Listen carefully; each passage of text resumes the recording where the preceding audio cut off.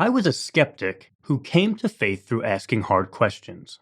I'm a longtime Christian whose faith was challenged by hard questions. Whatever your story is, we all ask questions. But some questions are more difficult to answer than others, and some questions keep us up at night. Who am I? Does my life have value? What determines my identity and purpose? Is there a God? Does he care? What will happen when I die? Is it even possible to know the truth? We believe every question is valuable, and we receive every question as a gift. So welcome to the podcast, where we invite you to ask away. Hi, everyone. Welcome to Ask Away. I'm Jo. And I'm Vince, and you are listening to a special Valentine's edition of the show. And I know everyone is wondering, Jo, what did you get me for Valentine's Day? Well, we're going to be spending Valentine's Day with your parents this year, so I'm giving you some of your mom's home-cooked meatballs for a change. I think after 15 years of being married to me, you'll probably just be glad to get back to the original. So No, you're welcome. They're both great. I have no opinion on whose meatballs are better. You've learned something in the last 15 years. Yeah, there you go. Yeah. There's marriage advice right there. We have been laughing at how gift giving has, changed over 14 years. Was it last Valentine's Day or your birthday when I gave you a hotel night by yourself? It was my birthday. Your birthday. It was glorious. So it was a night away. Present ever. And, early in our marriage, before we had kids, it would have been, a night away for the two of us. But in this season of life, it was Jo having a night away on her own with a full 12 hours of sleep. It was truly marvelous. So we're excited to dig into just the topic of marriage, dating, singleness. We've been thinking about this a lot more recently than perhaps the few years before that, because we're in a church, a home church, and there's quite a lot of college students in our church. And so we've been getting requests to meet up and talk about dating. And boy, dating has changed since we were in college as well. Yeah, and so we were like pre-dating apps. That's right. We were pre-dating apps, so we're trying to figure it all out. But it's actually been really good for us as a married couple as well, because sometimes we're talking to people who are either dating or thinking about dating, and we'll sort of make a point, and then we'll kind of catch each other's eyes and be like, oh yeah, like we should probably do that. We should probably take that advice. So it's been really good for us. And we hope this episode will be of use to you, whether you're in a dating stage of life or not, whether that is relevant to you or not. We've been reflecting on how sometimes we don't discern well in this area because we have a misconstrued view in the first place of what marriage is, and therefore of what the purpose of dating is, and therefore of who we should be looking for, or even when or whether we should be looking for someone at all. So, Jo, if someone's asking themselves, when should I get married? What are your initial thoughts? Yeah, I think we got to take it a step back from that question, because I would drop the when. I think the real question first and foremost should be, well, should I marry? Is marriage something that I should be aiming for? And I think for all of us, really, we've been conditioned by, everything from the films that we watch growing up, the books we read, the expectations of family and community and parents, just to be trained to think that marriage and, particularly romantic and sexual intimacy are the goal and the purpose of life. And that if you don't have those things, then actually you'll never be complete, you'll never be fulfilled. But I just think from a Christian perspective, that is so far from reality. Not to say that those aren't good gifts, but, marriage is spoken about highly in the Bible, but it is not the ultimate thing. If nothing else, as Christians, we know that you can live a fully human life full of purpose and love and meaning and significance without being married, because the most fully human life ever lived, the life of greatest significance and love and purpose and meaning, was lived by Jesus Christ. And he was single. He's Right. somebody who never got married. Mm-hmm. So if we think our life is going to be incomplete or lacking, that somehow God has abandoned us or betrayed us if we never wind up getting married, then I think we actually have some really deep misconceptions about what life is all about. I remember in college when somebody had just broken up with me, and I was really devastated at the end of that. It was not me. It was not me, for the record. It wasn't Vince. But I was totally heartbroken, and I went to one of my close friends, and I think I was just looking for some comforting platitudes in the moment, like, don't worry, there are plenty more fish in the sea, or another bus always comes along, or something like that. She just looked me dead in the eye, and she said, Jo, God doesn't promise us a partner, he promises us himself. Good friend. Good friend, but didn't feel like it in the moment. I'll be honest, I was kind of mad. I that wasn't what I wanted to hear. And I can remember that felt like bad news to me. And it was actually only much, much later on, maybe even a couple of years later, that I reflected back on that and thought, oh my goodness, God promises us himself. Right. God promises us himself. How is that bad news to me? Why does that feel like settling or like the less good option? Yeah, I mean, in one sense, I think when people long for marriage, they're understanding something about the purpose, which is that the goal of life is intimacy, that we are wired for intimacy, that we are made for intimacy. We're made for love. But we're made for love with God. God is the one who made us. He is the one who is love. We're told in the Bible, God is love.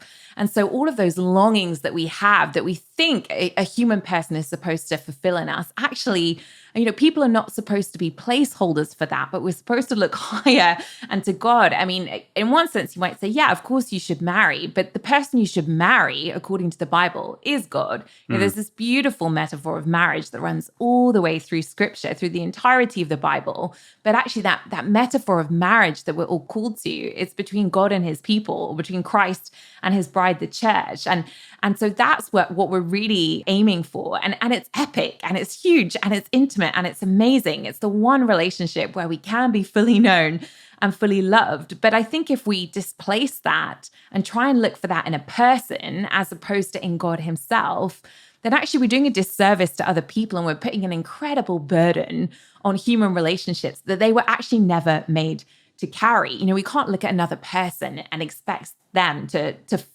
solve all our problems or, fulfill all of our needs. Nobody can actually do that. You're great, Vince, but you can't do that. Not even close. I think it was St. Augustine who said, you've made us for yourself, O Lord, and our hearts are restless until they find their rest in you. And I just think that's true. And I think even in the best of human relationships or marriages, if you're looking to put on a person what can ultimately only be found in God, you'll still wind up feeling restless and dissatisfied. And you're going to feel like, why doesn't this relationship fulfill me the ways that I expected it to? And I think that's when relationships and marriages get into trouble, because we've put something on them they were never intended to carry, that actually is only God who can know us completely and love us in full anyway. And that's an amazing thing. But that means he's the goal. Like, God is the one we should marry.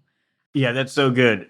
And it just reminded me of hearing someone talk about, this idea that actually if I put you first, I'm actually going to love you, Joe, less than if I put God first. Yeah. And then allow my love with him to overflow into our relationship. And it's sort of counterintuitive, but I want to love you as much as I can.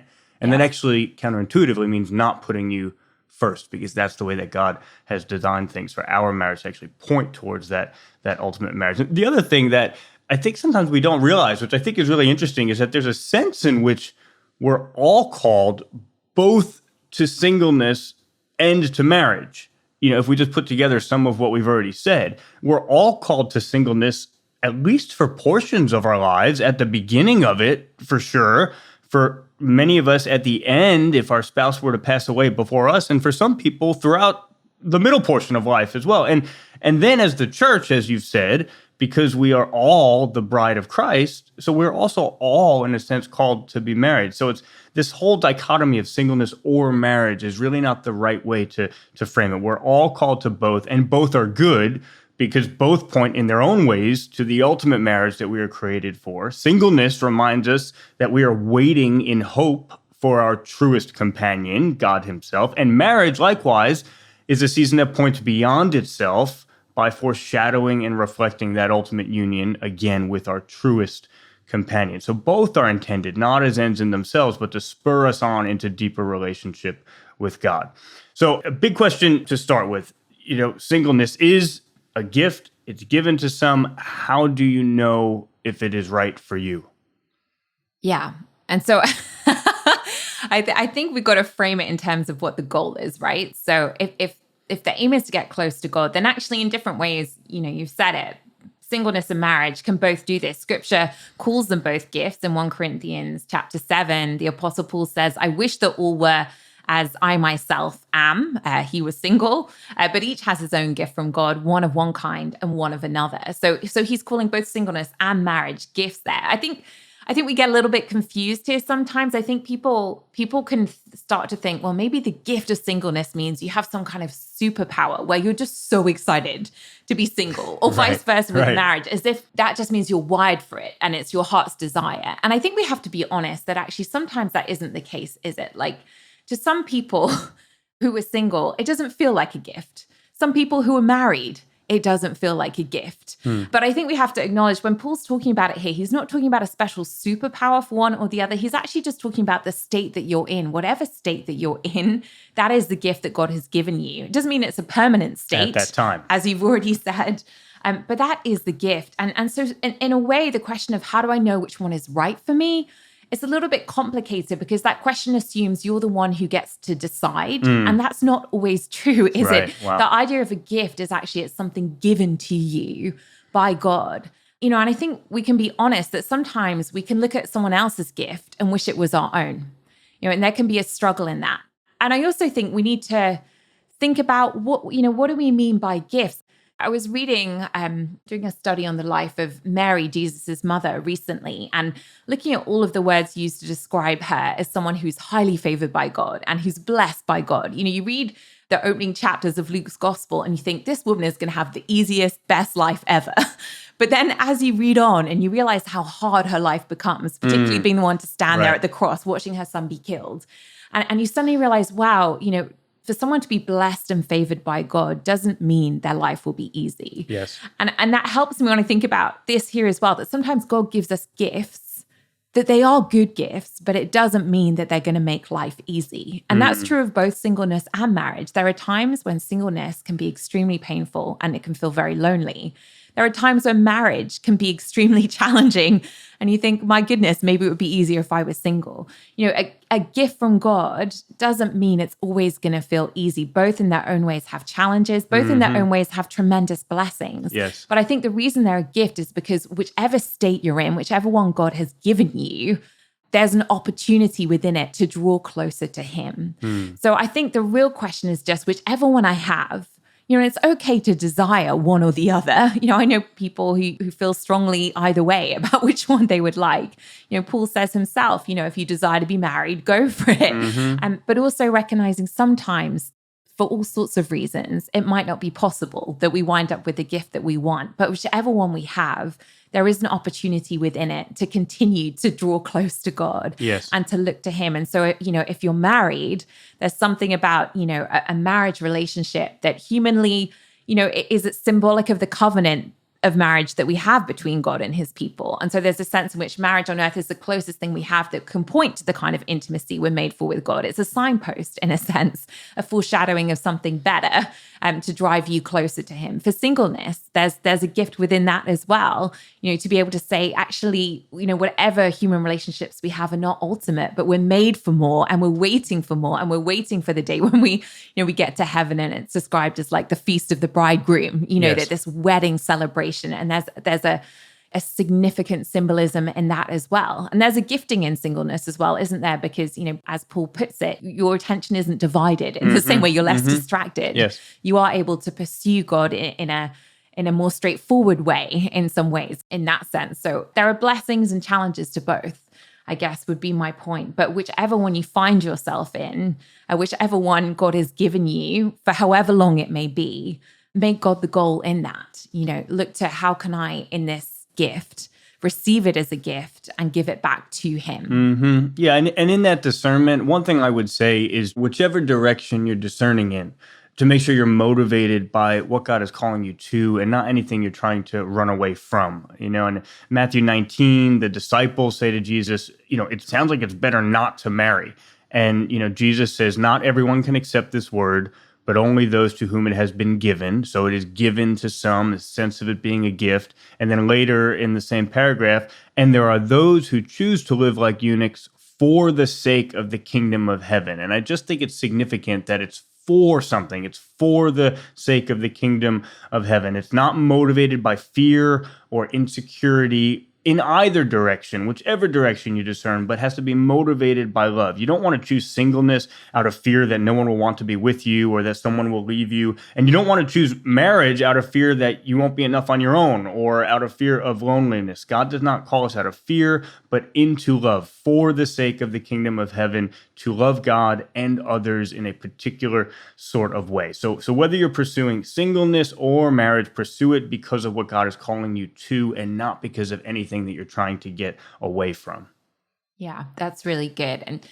But I guess the question is, if you are in a sort of prayerful posture and you're open-handed before God as to which gift he's going to give you, how do you know, say you're sensing actually, like Paul said, I do eagerly desire to be married. How do you know when you're ready for that or when you should be actively pursuing it versus kind of being in a place of waiting and saying, hey, I'm not ready for that yet? How do you know? The first thing I'd say, and probably the most central thing that I would say is definitely don't get married until you're already married. Which requires some quick clarification. But hopefully it's just memorable to think of it that way. I remember friends before we got married, Joe. I remember a couple friends who maybe, were not of a mindset where they were going to get married anytime soon, kind of asking, aren't you terrified of marriage? I don't think it was a particular comment on you, just sort of general comment on marriage, And I remember saying to a couple of people, no, I'm not, because I've already been married for years. So I know what I'm getting into.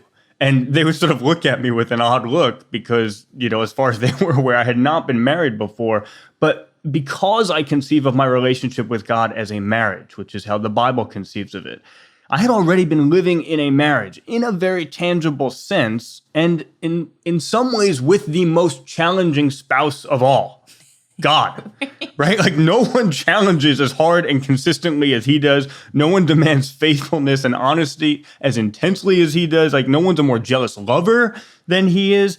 I think this is such a blessing of the Christian faith. You've kind of alluded to it already, but in other ancient Near Eastern myths, it might have been typical for gods to have other divine lovers, but this idea of God being the lover married to finite human persons, like that's radically new in the Old Testament. Hosea, Isaiah, Song of Songs. It's because, though, that I had been living in that marriage relationship with God that even before I married you, I knew something significant of what it was like for someone to be with me all the time and to know everything about me, even the most shameful things. I knew what it was like for my sin to directly affect another person. I knew what it was like to make decisions together with another person and to yield to them and to make sacrifices because they were in my life. And Joe and I specifically knew what it was like because we were married to God to be getting things wrong in a marriage and needing to receive grace. And hopefully that made us more ready to pass on that grace to each other as we stepped into marriage. And so, even on our wedding day, our vows were not foreign to us because Jesus had promised for better or for worse.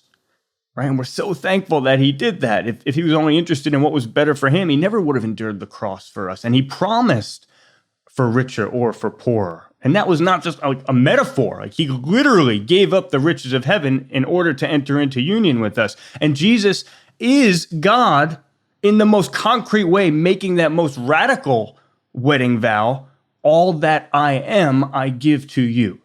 The reason we could grasp the magnitude of the vows we were making to each other on our wedding day, I really think, was because they were exactly the vows that God had showed us how to make by making them to us. We had confidence in the marriage we were stepping into only because of the marriage we were already in. And that made a huge difference as we pursued marriage with one another. I really think that it did. And let me throw it back to you, Joe. Once we start to have a better understanding of what marriage is, what would you say to someone who asks, okay, whom should I marry? Yeah, I think our starting point here is so often wrong. I think when it comes to this question of who to date, what's going on in the back of our minds is often the assumed question of, well, who's going to be best for me? We see this in the language that's around dating all the time, don't we? We talk about things like, oh, she's too good for him, or, he's way out of her league, or she could do better. He's a Right. 7, she's a 10. I mean, what is she thinking? But the basic premise here seems to be, that there's a scale that some people are better than others. And so we always need to be shooting for the very best that we can hope to get according to, where we come in ourselves on the ranking. The question is, who is best for me? But if that's your framework, if the starting point is, well, who's the best fit for me? Who am I best with? Then it's actually really hard to commit to anyone, because I think you're always wondering, what if someone better comes along? What if this person is actually settling when there's my soulmate is just around the corner? And so, how can I ever narrow down my options in the world of dating, particularly in the culture we're in, where you can always swipe to the next person, right? You can always, well, let's just check out the next few people before we fix on this one. Yes. And that just makes it really challenging to get anywhere, doesn't it? Because I think in the back of our heads, we're now more aware than ever in this world of just so many opportunities in dating as in everything else. There's that feeling of, but if I say yes to one person, that means that I'm saying no to everybody else. And so I think we really get stuck here because it's being filtered through this sort of fear of missing out, I guess. There's a lot of FOMO. But I just wonder if actually we're really asking the wrong question. What if we went with a different starting point rather than who is best for me? What if we framed it again thinking about Jesus? And thought of the question, how did Jesus decide to marry? And what if Jesus had decided by asking that same questions? What if Jesus had asked the question, well, who's best for me? Yeah, wow. Who am I compatible with? Imagine if he'd asked that, thank God he didn't, right? Because if Jesus approached marriage that way, he would never have married me. Wow. This relationship would not exist. At the end of the day, it wasn't at all about what was best for Jesus. It was about his desire to serve others. So I think if we're asking that question, is he the best for me? Is she the best? We're asking the wrong question. A better question is, am I good for him? Is this person the one that God is calling me to serve and to love and to spur on? Are we both good for God together?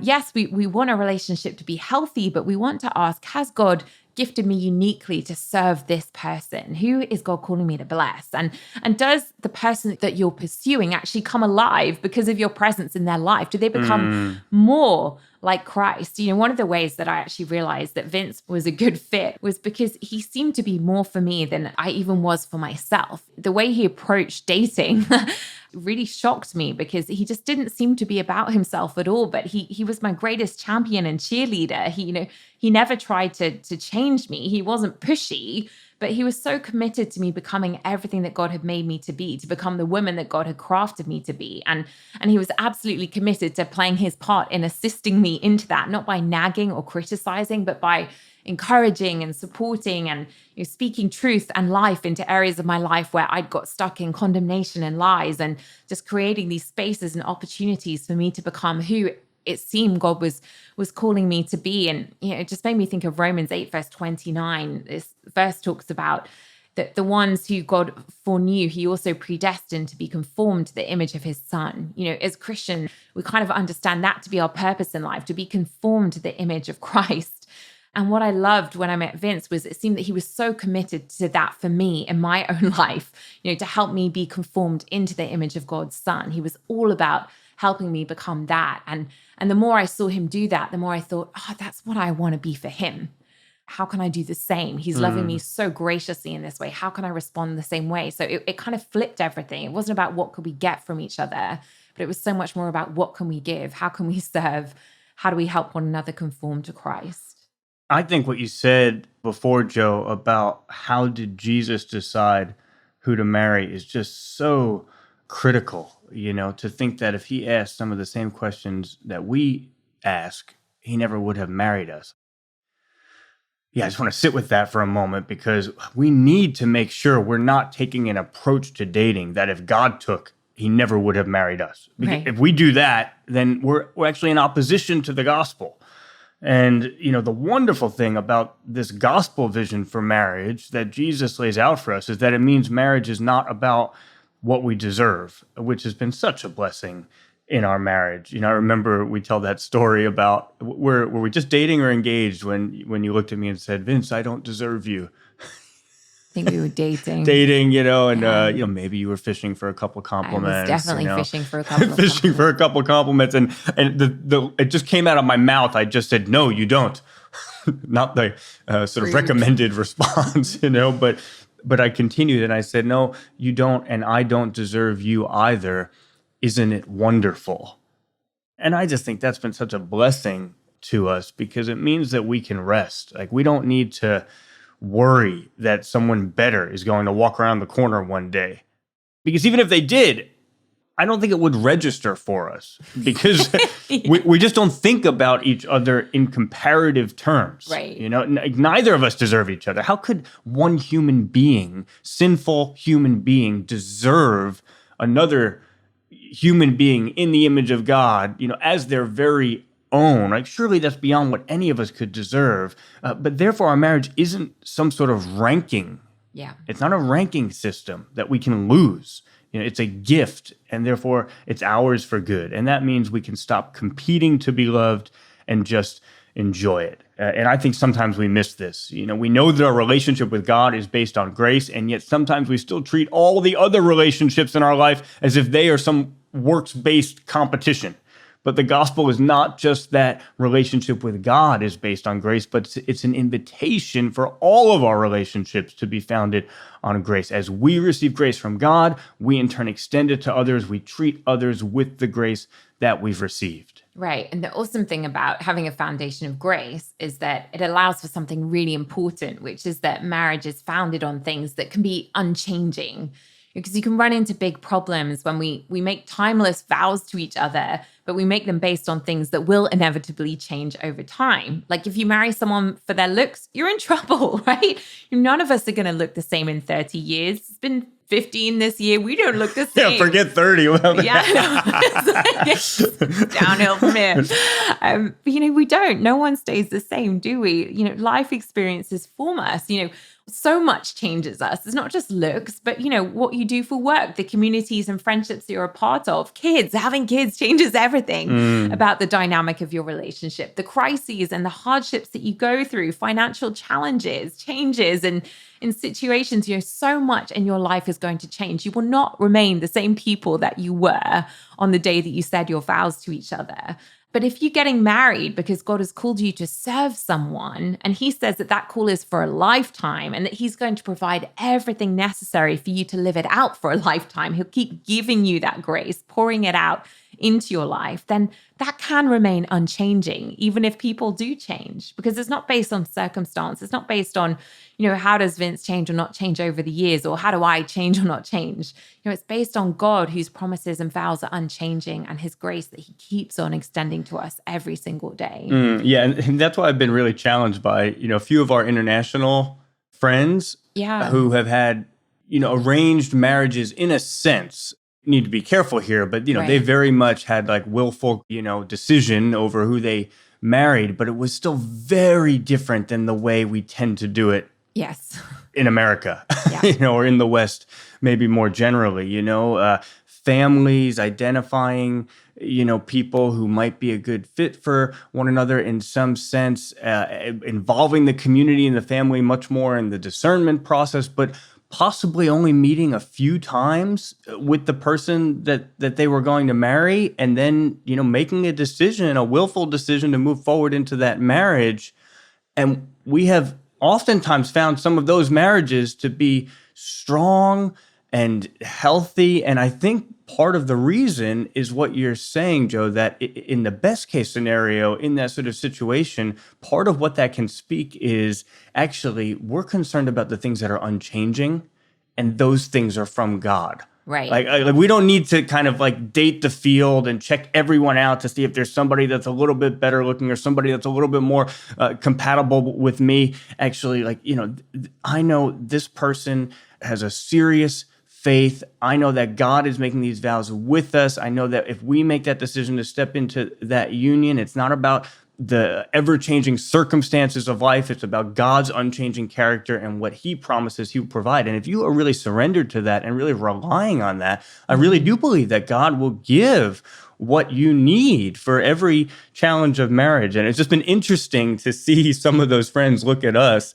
and go, you guys are the ones who do it really weird, right? Like, so you just find somebody on an app and just like have a date with them, and you don't know their community, you don't know their family, they don't know your community, you don't know your family. You do the vast majority of your discernment about whether you guys are right for each other just kind of on your own, independently, and then it doesn't work out. You just kind of like move on, and now you got all these emotional scars, and now you've dated like a dozen people before you find someone, and you're carrying all of those scars into your marriage. It was really challenging to think, whoa. Like they do things, some of our friends, very differently. But if it's founded on what God brings to the table and not us trying to figure it out and manifest it ourselves, there can be something really healthy in that. Yeah. All right. So if we get to the point now where someone's thinking they do want to date, there's a sense that maybe God has marriage in front of them, when would you say is the right time for someone to start dating? Yeah, so I guess it's about, needing to know where you're headed and why you're heading there, and before you can plot out a good route, right? Like you've got to know what's the destination. And so when you know what marriage is about, when you know what the end goal of dating is, then you're able to make a good decision about how and when to date. And particularly when, it's been said, but when we understand marriage isn't about filling some void in our lives, that's God's job. But it's also not about getting a life upgrade. It's actually that sacrificial call to serve another person. Like that is the framework.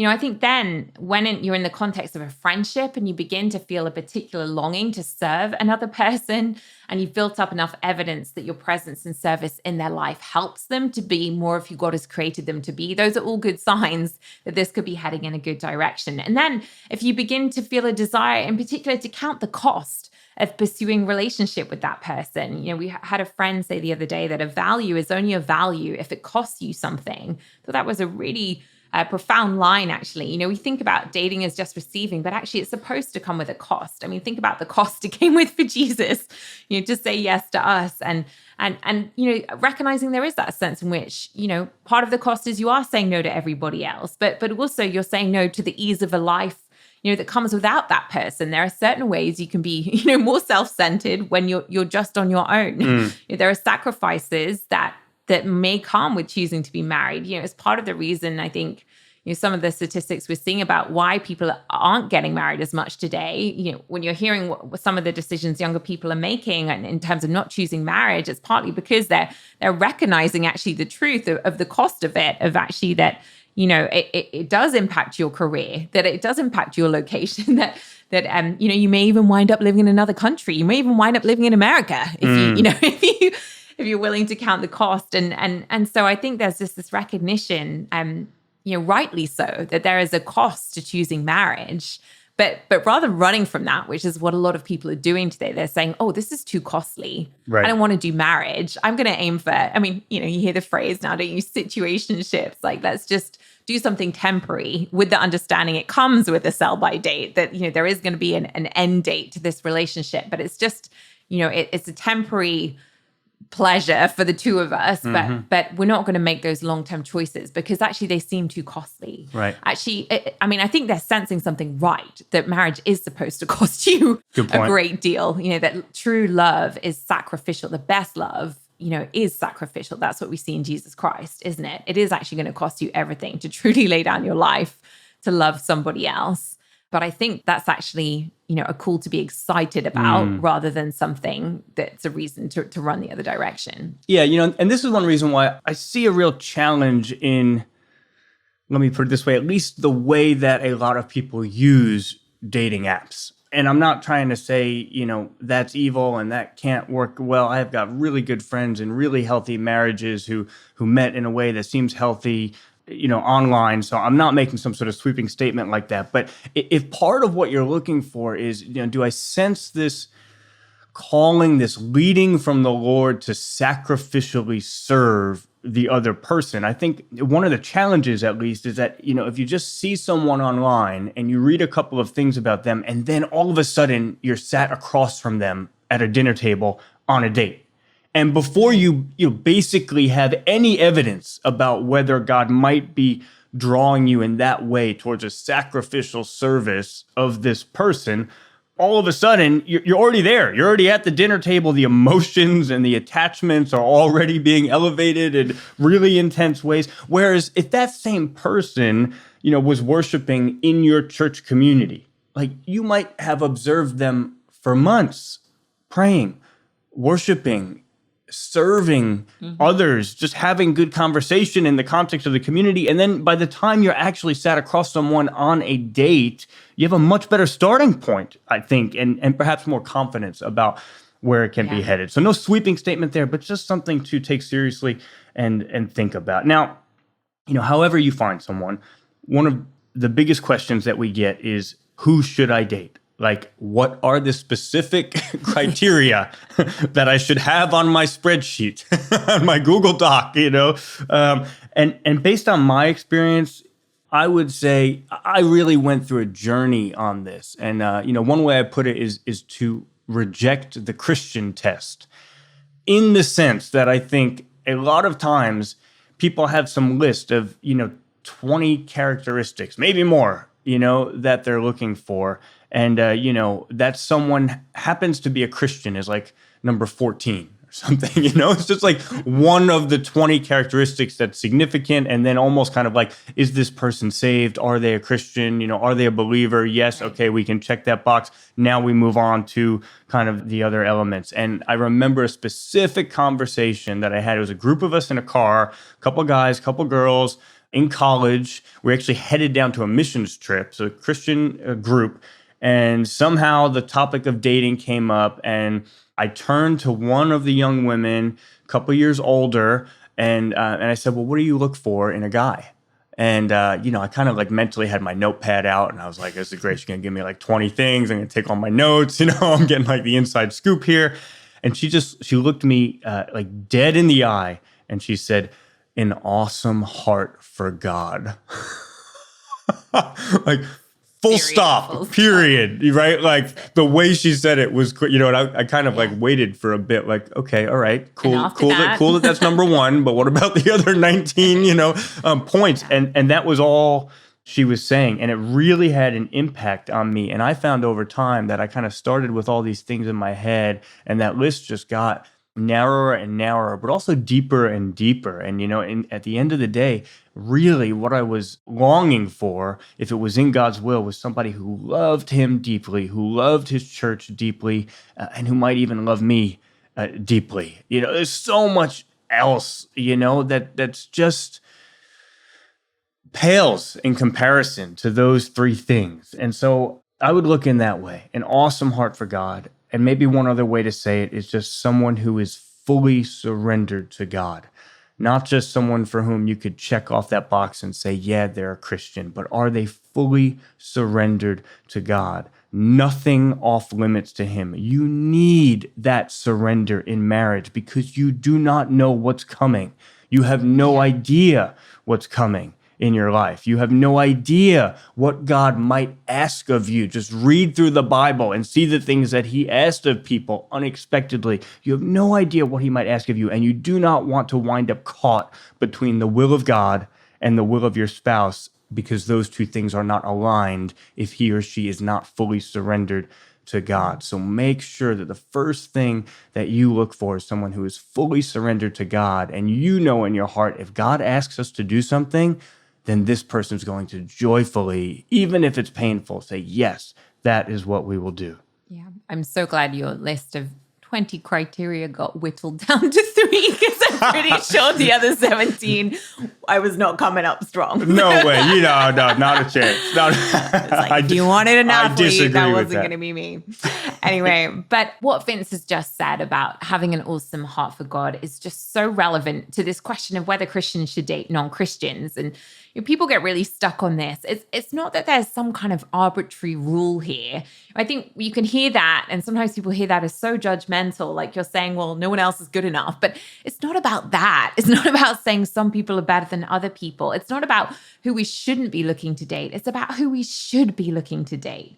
Because if Jesus has his rightful place in our lives, if we think the whole purpose of life is to get to know God and to fall more deeply in love with him, if he is the lens through which everything about us and where we're headed makes sense, then it's actually only natural that we're going to need to be able to share Jesus with whoever it is that we're dating. Yes. It's super uncomfortable if one person thinks that there are two people in your relationship and then it turns out there are actually three. I mean, that's an awkward conversation. If you sign up for just the two of you, that's going to come as a bit of a shock. But, at the heart of a Christian relationship, God is there. In a very real sense, Christ is at the center of a marriage between a Christian man and a Christian woman. And, so if the goal of intimacy within your marriage is actually to be helping each other, to be constantly moving closer to God, if one person in the relationship doesn't even want God in that marriage, in that relationship, it's just not going to work. You're aiming in different directions. If Jesus is how you define your life, if he's central to your life in that way, then it doesn't make sense to be with someone who's going on a different trajectory. I can remember there was a point in my life when I was dating somebody who didn't really want Jesus at the center of their life in the way that I did. And I can remember at the time someone prayed for me and they just shared how as they were praying, what came to mind was like a picture of a 3-legged race, like on a field sports day or whatever. I don't know what you call that in America, but like a school sports day when you're tied together to someone else and you're in a race and you have to run together.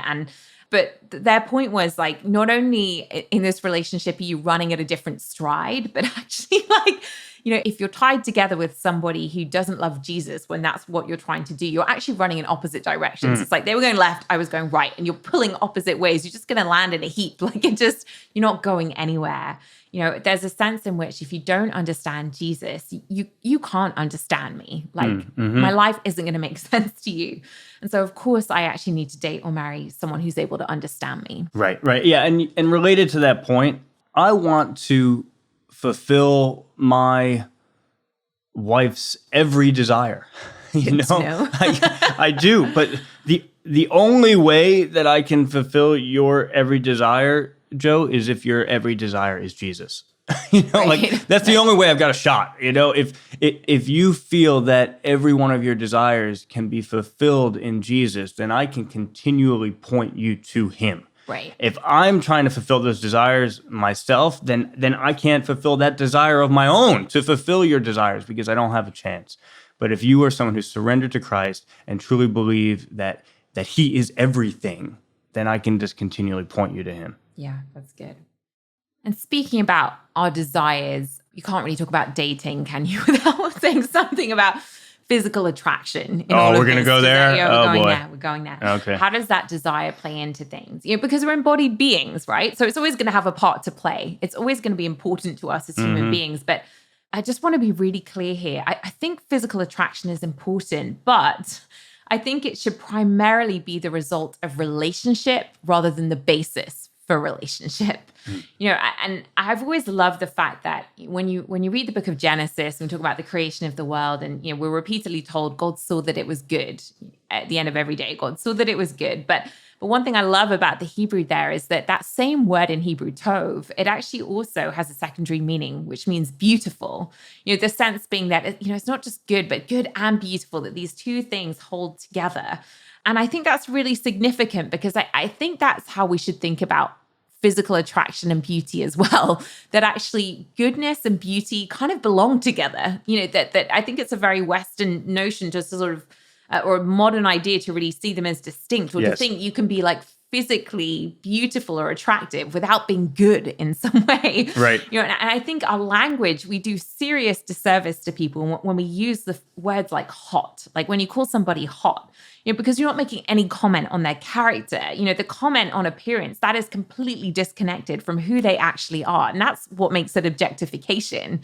I wrote a PhD on, beauty in the Old Testament. And it used to drive me mad when people come and ask me the question, well, who's the hottest woman in the Bible then? Never ask me that question. Just because it's just it's just not a category that the Bible talks about people in. Right. There's not a single woman in the Old Testament who's called ugly, or in the New Testament. It's not language that is used to describe the way that people look. It's just not a category that women are being, examined through in that sense. And so, I just think there's something about that good and that beauty, and even the way language comes together in the Hebrew there, that is so rich because one illuminates the other.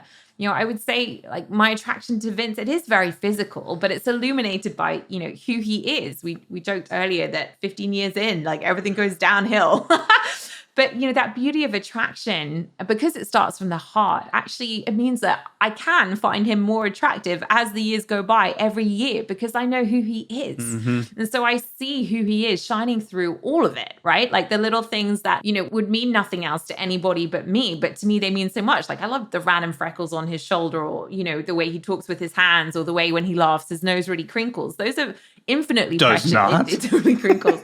But those things they're infinitely precious to me because they're his, right? And and in them, I see who he is shining through the way that he moves through the world with strength and conviction. I see his joy and his kindness, and so yes, it's physical, but it's not on the basis of some random like worldly standard of what is hot and what is not, but on the fact that those are the physics of him. Yeah, and thank God for that because apparently your nose and your ears don't stop growing, so you've got that to look forward to. So okay, let's push a little deeper into this. If you're single and open to marriage, here I think is a really hard question worth wrestling with. It was really actually significant for me in a season to wrestle through this question. Are there people who you wouldn't date because they aren't good looking enough? And be honest with yourself with the instinctive answer of your heart, because for most people, the answer to that question is yes. And that is true inside or outside of the church. But as far as I can tell, and if you disagree, at the end, you can write into us and we'd love to hear it and be challenged. But I just don't think that that's a Christian answer. I don't think that is a biblical answer. Like it really seems to me like that is us being enslaved to the world standards and us showing favoritism, which the Bible speaks against, so strongly. And, it bothers me when, all the good looking people wind up with all the good looking people, like in terms of what our culture says is good looking. And the people who aren't as good looking tend to wind up with the people who aren't as, good looking. And we find it so odd. Joe said it before, like, oh, there's a 7. Why'd they wind up with a 10? We find it so odd if that happens. And that seems to me so fickle, God is not constrained by our random cultural perceptions of what counts as good looking and what doesn't. I mean, sometimes that like complete opposites from one region of the globe to another region of the globe, whether being bigger is beautiful or whether being thinner is beautiful. But sadly, this doesn't appear to be any different in the church. We seem to be constrained more by the cultural perceptions of our time and place than by this union of goodness and beauty that we see in the biblical terminology and the biblical vision. And so in my opinion, physical attraction is something that should primarily come after you're attracted to someone's character and faith. There may be that instinctive attraction before, but the primary lasting physical attraction comes on the heels of that. You find yourself attracted to someone's awesome heart for God and for others. And then all of a sudden, you really like the way the person walks. You find her posture appealing, her smile, her voice becomes attractive, her mannerisms, all of these things. And again, as Joe has said, don't get me wrong, this is a very physical attraction. I'm not being a Platonist here and saying the physical isn't important, just look on the inside, it's all spiritual. I'm not saying that at all. I'm just saying that it is imperative for our physical attraction to be a godly physical attraction, one that actually can increase over time. And that's going to be a challenge as we get older if we don't have this right. So what if your wife or husband were to get severely disfigured? Would you just resign yourself to being less attracted to them? No. Here's a crazy thought. What if they just got older, right? Like, no, we're not going to just resign ourselves to being less attracted to a person. But the way that we have found physical attraction has worked in the context of our marriage is as we have gotten to know each other's character, each other's faith, the more deeply we have, the more those things have become symbolized in the physical aspects of what we see in each other. The smile, the crinkled nose, Joe's ears. I got to say something about her now because she said about me. Joe's ears that wiggle when she smiles, right? Like I love that, right? And there's something even about her character that gets symbolized in the way she physically operates in the world. And that's an attraction that can be lasting no matter how many years we're together. Yes, my ears will always wiggle. Yes. But I think we need to be really serious about this and really honest about the struggles here, because our whole lives we have been conditioned to see the world and to see people a certain way. And we're constantly being fed, imaging everywhere saying there is a standard of beauty and that we need to measure up against it ourselves and we need to measure everyone else against it as well. And it becomes addictive, doesn't it? I mean, it leads to not only the way that we see the people around us, but it leads into pornography. And it leads into all kind of addictions that we get into about physical attraction and physical appearance. And we need real heart work here and we need real help here, particularly if we want to have healthy relationships with other people. And I think that requires, first and foremost, complete honesty and vulnerability. Like if you are struggling in this area, if you're struggling with pornography or other ways of distorting the place of physical attraction in a faithful relationship, we've really got to face that and we have to bring it before the Lord. But you also need to bring it up in the relationship that you're in, because it so easily becomes a form of unfaithfulness to the person that you're with. And it's really important that, if you're think about marrying somebody, Paul even talks in the New Testament about our bodies belonging to one another, about becoming one flesh in a really deep sense. And so you need to share with somebody what you're doing with your body, because that's going to be their body someday. Right. Like they're literally going to own your body. They have a right to know how you're using it and what you're doing with it, whether it's, with your eyes or anything else. And so I just think this is really key for us.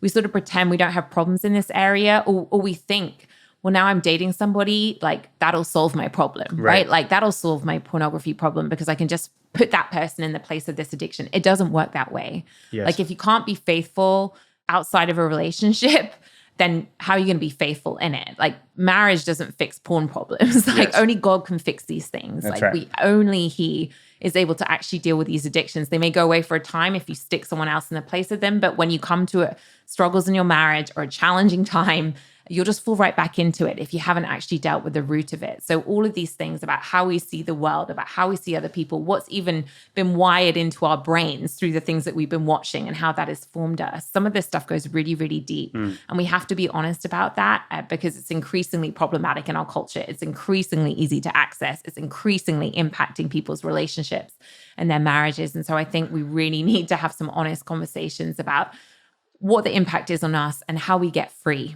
and what freedom actually looks like and what faithfulness looks like. Yeah. And just one additional thought on what you've said is, if you're thinking about entering into even just a dating relationship with someone, I actually think you need to, if you're struggling with something like pornography or an addiction of some sort that's related to sexuality, like I think you need to disclose that early. Yeah. Because I think a person has a right to know if there's someone who's dating as a Christian, seeing this as something that ultimately would be a pursuit or a hope, of marriage, even in that early stage, I think that they have a right to know as they take those initial steps, because it's not fair to someone to just sort of ease into the relationship. I'm not going to share this for a while. Now, all of a sudden, the emotional attachments are really strong, but all potentially under the assumption that this significant thing is not there. And then by the time someone gets to the point where they're discerning about marriage, all of a sudden you're throwing a big wrench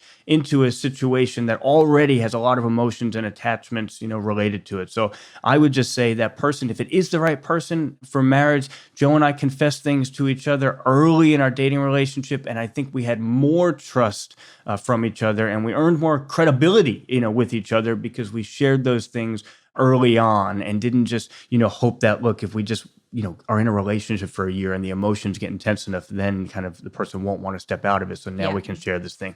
Do the right thing, share it at the start, trust that God can, if it's right, bring forgiveness out of confession and move forward in that way. The other thing I would say is just to say, we all need to take this seriously, and we are all complicit in the sexual immorality that is absolutely plaguing our society and the church. And so I'm not looking down my nose at anyone. None of us should be doing that. All of us should be asking, how am I complicit in what's taking place, even more so in such a visual time, in a social media time? It's devastating, and we are blind to some of the ways that we contribute. It was just not long ago when I was watching a show on Netflix, and I can't even remember what show it was. And, two people started kissing on the show. And, I wouldn't normally think that was a big deal. And all of a sudden it hit me. Like, these two people are married to other people. Yeah. And it like smacked me in the face because I was like, Right. how do I not even think about that? Right. Well, I just get drawn into watching something and here are these people having like a pretty actors, passionate, yeah. kissing scene, and they're married to other people. And I'm not trying to make some sort of big statement about what's right and what's wrong here. I'm just trying to make a statement about myself that as a Christian, I don't think it's okay that I have watched innumerable Right. episodes where that takes place, and it hasn't even clocked for me. Whoa, that's something to think really seriously about. I am paying money for a subscription Yeah. in order to receive entertainment by two people who are married to other people kissing each other. Like, okay, I got to take that to prayer. And maybe I got to make some different decisions about how I spend my money and how I use my time. None of us are apart from this plague that is happening, and we all need to take it really seriously, how we're involved, what our responsibility is moving forward. Yeah. I mean, that's a good segue into in this area and in all areas. It's a good question to always be asking, like, how am I complicit?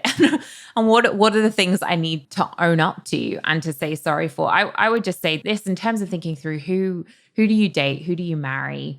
Maybe for me, this might be the biggest character thing that I would want to look for is, are you with somebody who actually is able to be repentant, I guess would be the way I would put it. We've all heard the phrase, haven't we? Love means never having to say, I'm sorry. I mean, biggest lie ever, right? Just the biggest lie ever. Terrible. Just so unhelpful. Jesus said the exact opposite. He said, it's the one who's forgiven much, who loves much. It's when you've been forgiven much that you love much. And so I just think fundamental to who you want to date is somebody who understands themselves at the very core of who they are to be a forgiven person, that being absolutely fundamental to their identity. And I think we can kind of lose sight here because often when you're dating somebody, you're in this kind of season of like rose-tinted glasses, never argue, when there are tensions, you sort of sweep them under the carpet. And then it can be only when you get married that suddenly you start, things start coming up that you didn't expect. You're living with someone in a different way. You're doing relationship in a much more intense way. And suddenly there are areas of conflict in your life that you may not have experienced in your dating relationship. And at that point, it suddenly dawns on you, oh my goodness, it's really important that we know how to do conflict. But often it's the area that we're worst in and the area that we're least practiced in, in our relationships. One way to think about it is marriage is a decision about who you want to do conflict with for the rest of your life. Because there are always going to be areas where you're going to see things differently and disagree, and you're going to get things wrong. And sometimes you need to challenge each other. And so who do you want to be in that with? And so many marriages fail, I think, because we just never learn how to do conflict well. There's a friend of ours who shared with us a while back that when she'd asked her mom as a child, what should I look for in the man that I want to marry, that her mom had responded, look for someone with a listener's heart. Look for someone with a listener's heart. I remember thinking, like, that is just such good advice for life. Somebody who's actually able to really hear what you have to say, who doesn't just instinctively respond defensively. If you raise something that's hard to hear, their instinct isn't to contradict you or to shut you down or to ignore you or to pass over you, but who really, really listens, and particularly can listen to if you're bringing a challenge or if you're saying something hard or something that might, bring them to conviction. And perhaps one way to think about this in terms of relationships, just one really practical piece of advice that we try to implement in our marriage is to never stop at just saying, I'm sorry. Because I'm sorry, at first it sounds good. Okay, you said you're sorry, that's great. But actually, sorry in itself, it doesn't give up control, does it? It's just a statement of how you feel. It doesn't really make you vulnerable. It doesn't really require that you humble yourself before someone else. In fact, sometimes I'm sorry, depending on the tone you say it in, but it could actually be a very defensive thing. Like, oh, I'm sorry. You kind of shut it down before you have to have the conversation or really own it. I said I'm sorry, so you got to let it go. But actually, it doesn't really do the work, does it? So perhaps instead of saying I'm sorry, one thing you can say is just to ask for forgiveness instead, to actually live out the gospel that you both know already. It's only when you've humbled yourself before God and really asked for his forgiveness that you begin to know true relationship and true life. And so bring that same principle, that same gospel into your marriage by regularly humbling yourself before each other, looking each other in the eye, not just saying, I'm sorry, but saying, will you forgive me? And then having to vulnerably wait for a response is such a different experience, but it's such a powerful thing to have that at the center of your relationship. And, and then when you hear somebody ask that of you, your spouse ask that, will you forgive me? Just to be reminded of how God responded to you when you asked him that question, and to be reminded of his like lavish, unconditional forgiveness that he's given you, and that overflowing love and grace that he has shown you, and then to be able to pour that out on somebody else. It's such a powerful thing. So I would just say, when you're thinking about who to date, one really good question to ask is perhaps, when have I ever seen this person truly repent and ask for forgiveness? If you can't think of an incident where you've actually seen them respond to a challenge or conviction by really owning it and really apologizing, then that actually might be a big red flag. A lot of people, you can point to all sorts of things about their character where they look really great on the surface, or, really humble, or, all sorts of things that look great. But have you seen them say sorry and really mean it and really live into it? And if you haven't, just be really cautious, because that's going to be such a key part of your marriage. So if it's not present in them, it's going to be very challenging. So much of marriage about conforming to the image of Christ is that it becomes a process of iron sharpening iron. Vince used to talk all the time about how marriage shines a spotlight on your sin. It really shows up all the things in your life that you were blind to, that suddenly someone else sees all of it and you see it. And it gets really ugly at times, like, oh, I can't believe it's this bad and this ugly and all of these things I never even saw about myself. But so you need to be able to be with someone who can look at those things and not feel threatened and shut down or live in denial, but actually who's excited by the opportunity to grow, to repent, to become more like Christ, to hear the challenge, and doesn't see it as a threat, but actually as a gift. Right. As a gift. Right. Yeah, because I don't care who you're marrying a sinner. Right. And I actually think it's one of the most significant things that we did in our marriage when we, banned I'm sorry from the relationship, and said, actually, again, not to make a sweeping statement like that, phrase is always wrong, but we just found for ourselves, we could throw around I'm sorry as kind of like a statement of how we feel, and kind of just, you're still retaining control. You just sort of say the words, but to ask instead, to have to ask, we've made a rule. I have to say, when I've wronged you, will you forgive me? And it's like, it's vulnerable. Like, it makes me humble myself. And then I have to wait, in silence for your response. And that means I really need something from you. I really need your forgiveness. So we commend that. We commend that to you if you're in a relationship, that may be a blessing to you as well. Let me try to just bring this episode to a close. Part of what we're trying to say is that there's a stark chasm, a vast chasm, a stark divide between a vision for relationships that is worldly and not of God, and then one that is a beautiful gospel vision that Jesus provides for us in the scriptures. I heard this quote yesterday, and it was, marriage is like real estate. It's the house you built, and sometimes your tastes change.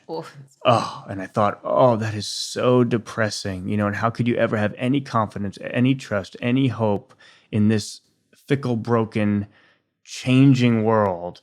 I'm just so on my knees grateful that with God, marriage and all of our relationships are called to be something so much grander than that. One of my favorite stories that always sticks with me is about how one of my best friend's parents first started dating. His mom had just gone through a terrible season of life, and her girlfriend, her friend, suggested going on a road trip together. And so they're road tripping in this convertible, wind blown, no makeup, just divorced, 8 months pregnant, an emotional wreck, okay? And happens to bump into my friend's dad. And right there in that conversation, he asked her to coffee. And that was their first date. And years later, my friend remembers saying to his dad, after he, had heard the details of the story, he said, "Dad, Mom must have looked terrible. What were you thinking?" And I think there's a lot of wisdom and beauty in his dad's response. He looked at his son and he said, "Well, I wasn't looking for someone perfect. I was looking for someone I could love." And thank God that he wasn't looking for someone perfect. He was looking for someone he could love, for you and for me, and not because of what he needed from us, but because of what he could give to us. You know, in this Valentine's Day, let us find joy in extending to another the same wonderful grace that we have received. That's all we have time for today. Thanks for being with us on Ask Away. Keep listening to hear how you can send us your questions. We love receiving them. And happy Valentine's Day. We're so glad you joined us for Ask Away. If you have a question that needs answering, we'd love to hear it. Send us an email at askawayquestion@gmail.com or call and leave a voicemail at 321-213-9670. Ask Away is hosted by Vince and Joe Vitale and produced by Studio D Podcast Production. New episodes come out regularly, so make sure to subscribe. The best way you can support Ask Away is to leave a review. All you have to do is open up the podcast app on your phone, look for Ask Away, scroll down until you see Write a Review, and tell us what you think. See you next time. And remember, if you have a question, it's worth asking.